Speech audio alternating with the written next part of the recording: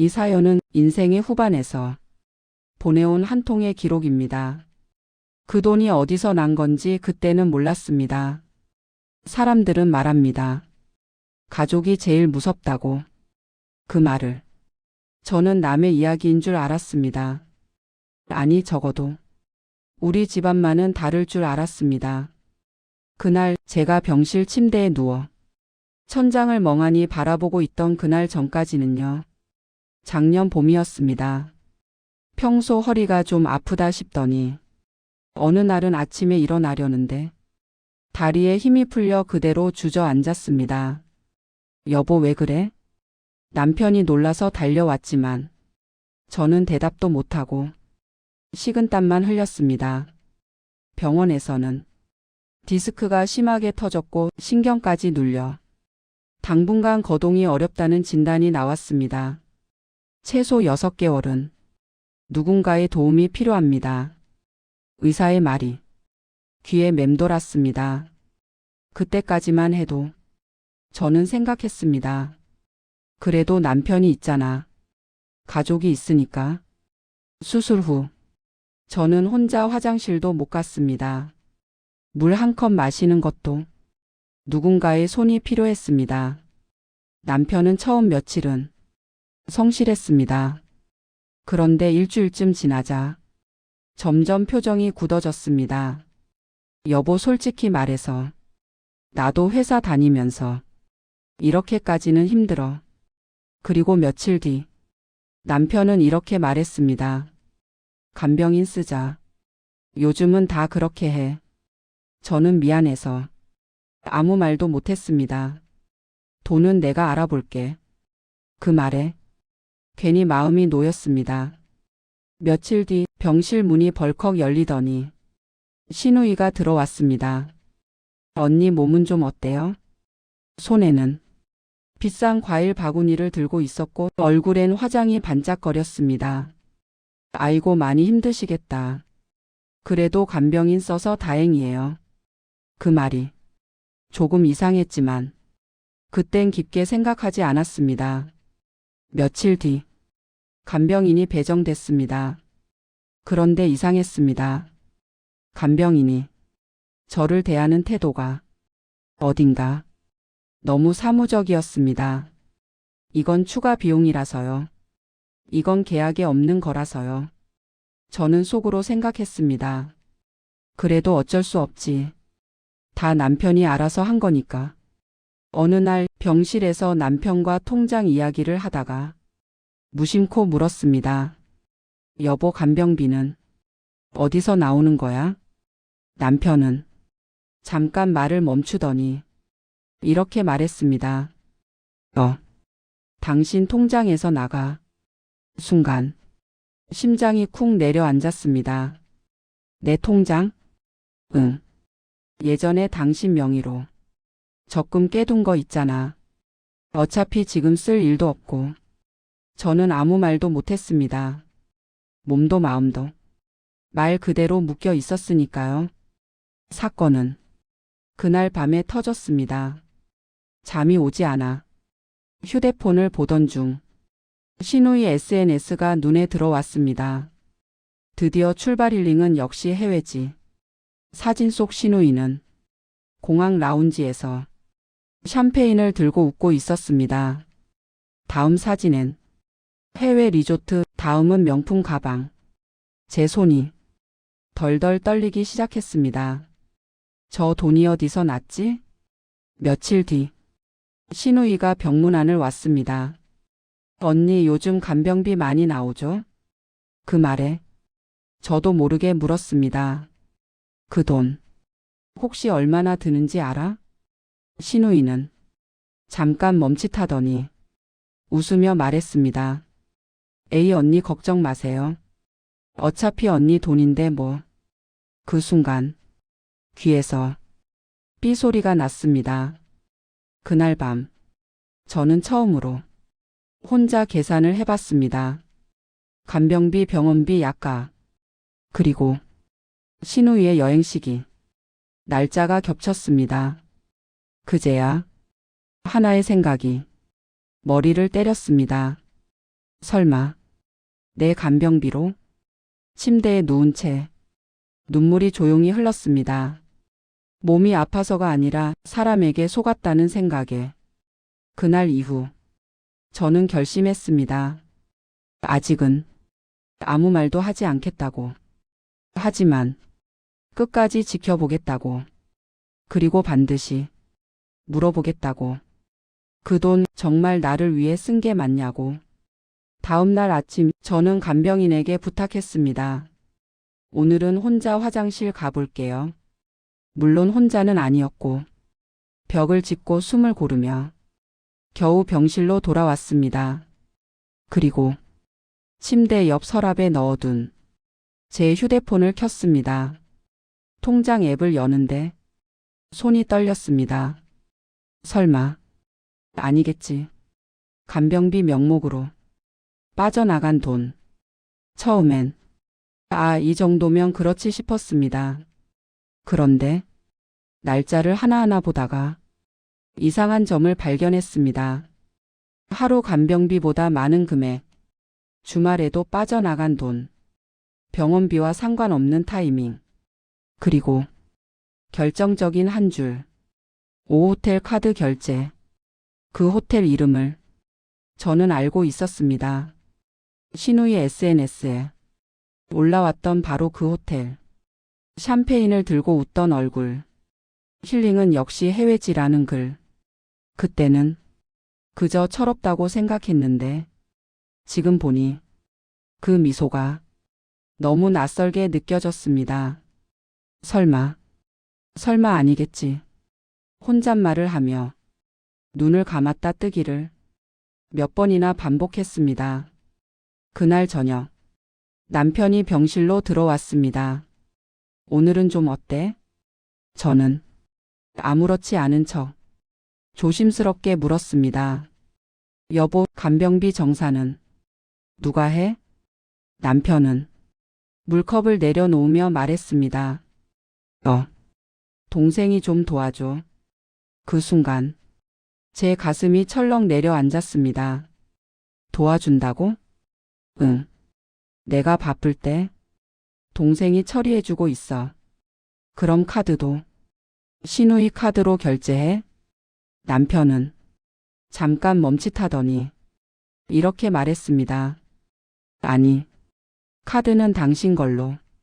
그 말은 이상했습니다. 도와준다면서 왜 제 카드로 결제했을까? 저는 그날 처음으로 확신이 들었습니다. 이건 실수가 아니라 구조였다. 그날 밤 신우이에게서 전화가 왔습니다. 언니, 요즘 통증은 어때요? 그 목소리는 너무나 밝았습니다. 저는 숨을 고르고 물었습니다. 간병비 얼마나 나오는지 알아? 신우이는 웃으며 말했습니다. 에이 언니, 그런 건 신경 쓰지 마세요. 어차피 다 언니 치료비잖아요.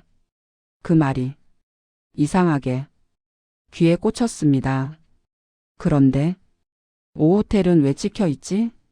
전화기 넘어가 순간 조용해졌습니다. 언니, 그게 무슨 말이에요? 내 통장에 그 호텔 이름이 찍혀 있더라. 한참 침묵 후 신우이는 웃으며 말했습니다. 아, 그거요? 제가 대신 결제해주고 나중에 돌려준 거예요. 언제 돌려줄 건데? 에이 언니, 그런 걸 왜 따져요? 지금 아프신데? 그 말에 제 속에서 무언가가 무너졌습니다. 아픈 사람은 따지면 안 되는 존재가 되는 건가? 그날 밤 저는 잠을 못 잤습니다. 그리고 다음 날 결심했습니다. 병원 사회복지사에게 상담을 요청했습니다. 혹시 간병비 사용 내역 확인할 수 있을까요? 복지사는 차분하게 말했습니다. 물론입니다. 출력된 서류에는 명확하게 적혀 있었습니다. 간병비 실제 금액, 카드 결제 명의, 병원과 무관한 결제 내역. 그리고 그 모든 카드의 주인은 신우이였습니다. 제 돈으로 신우이 카드 결제, 서류를 들고 병실로 돌아오는 길, 눈물이 그제야 쏟아졌습니다. 내가 아파서 누워 있는 동안 이 사람들은 나를 어떻게 본 걸까? 그날 밤 남편에게 말했습니다. 여보, 이건 설명해줘야 해. 서류를 보여주자. 남편의 얼굴이 굳었습니다. 이건 동생이 잠깐 쓴 거야. 잠깐이 몇 백만 원이야?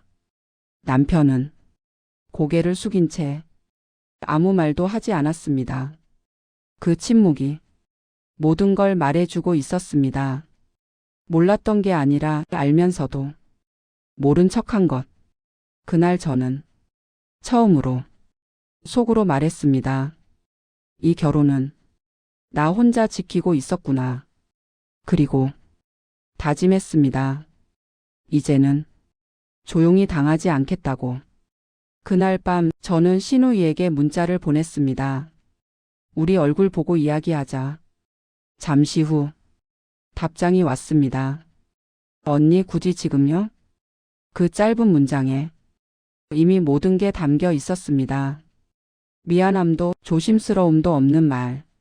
며칠 뒤 병원 근처 카페에서 신우이를 만났습니다.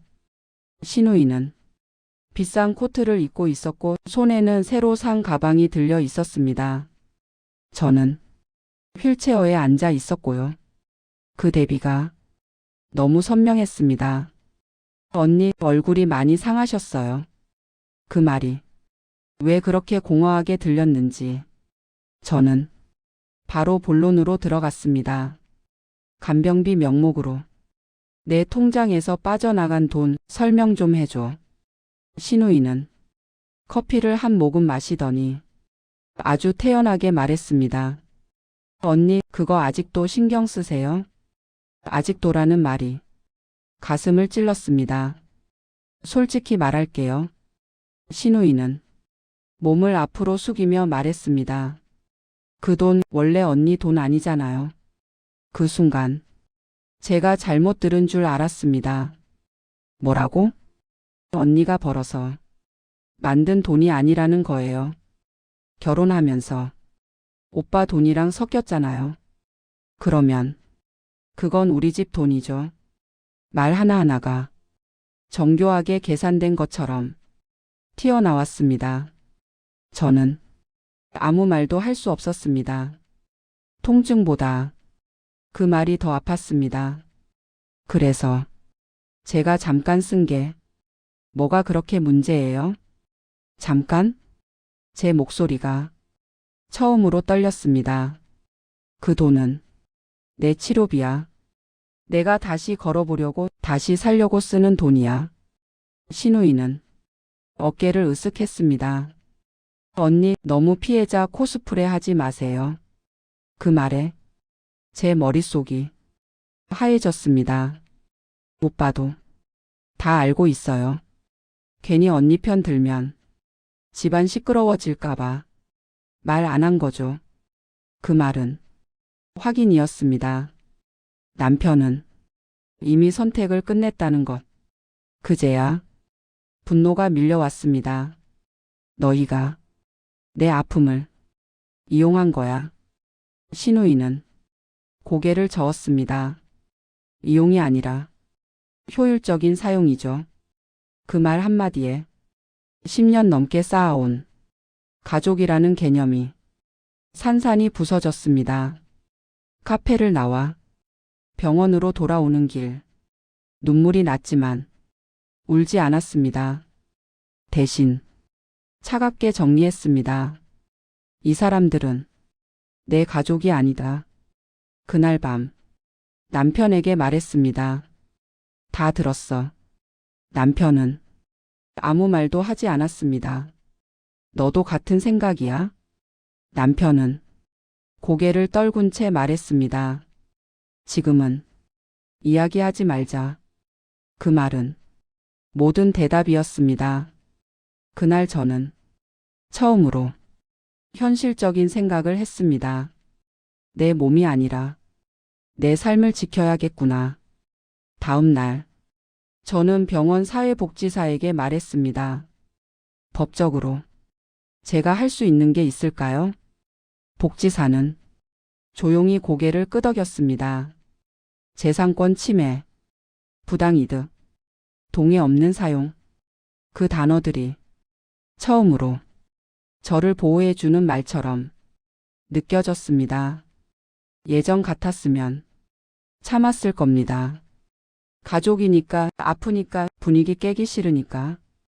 하지만 이번엔 달랐습니다. 그날 밤, 저는 혼잣말로 이렇게 말했습니다. 이제는 내가 나를 지켜야 해. 그리고 마지막 결심을 하게 됩니다. 그날 밤 남편은 병실에 오지 않았습니다. 회사 일이 있다는 짧은 문자만 남긴 채 저는 그 문자를 몇 번이고 읽다가 휴대폰을 내려놓았습니다. 이상하게도 섭섭하지 않았습니다. 오히려 마음이 차분했습니다. 그래, 이게 너의 선택이구나. 예전 같았으면 100번은 물었을 겁니다. 왜 그랬냐고. 정말 가족이라고 생각했냐고. 나를 조금이라도 사람으로 봤냐고. 하지만 이제는 알았습니다. 묻지 않아도 되는 답이 이미 나와 있다는 걸. 다음 날 병원 사회복지사를 다시 만났습니다. 어제 말씀하신 내용 조금 더 정리해 드릴게요. 차분한 목소리로 그녀는 말했습니다. 동의 없이 사용된 치료비 법적으로 문제 삼을 수 있습니다. 그 말이 이상하게 위로처럼 들렸습니다. 서류를 작성하며 문득 이런 생각이 들었습니다. 나는 왜 이런 걸 지금까지 한 번도 내 이름으로 써보지 않았을까? 결혼 후 모든 결정은 늘 우리였고 그 우리 안에는 정작 내가 없었습니다. 그날 저녁 남편이 병실로 들어왔습니다. 아무 말 없이 의자에 앉았습니다. 저는 그를 보며 말했습니다. 이제 내 통장에는 손대지 마. 남편은 놀란 눈으로 저를 봤습니다. 그게 무슨 말이야? 법적으로 정리할 거야. 신우이한테도. 전에 남편은 입을 열었다 닫았다 하더니 이렇게 말했습니다. 이렇게까지 해야 해? 그 말에 저는 웃었습니다. 너희는 이미 이렇게까지 했어. 그제야 남편의 얼굴이 굳어졌습니다. 아픈 사람 상대로 너무한 거 아니야? 그 말은 이제 와서 가장 잔인했습니다. 그 순간 마지막 기대가 완전히 사라졌습니다. 그래, 넌 끝까지 내 편이 아니었구나. 그 깨달음은 아프지 않았습니다. 오히려 홀가분했습니다. 며칠 뒤 신우이에게서 전화가 왔습니다. 언니, 이렇게까지 할 줄 몰랐어요. 그 말에 저는 담담하게 말했습니다. 나도 너희가 이렇게까지 할 줄은 몰랐어. 가족끼리 좋게 해결하면 되잖아요. 저는 그 말을 끊었습니다. 가족은 서로 이용하지 않아. 침묵이 전화기 너머로 흘렀습니다. 신우이는 끝내 사과하지 않았습니다. 각자 입장이 있는 거죠라는 말만 남겼을 뿐. 하지만 이제 저는 사과를 기다리지 않았습니다. 시간이 흐르면서 제 몸도 조금씩 나아졌습니다. 보행기를 잡고 몇 걸음씩 걷기 시작했습니다.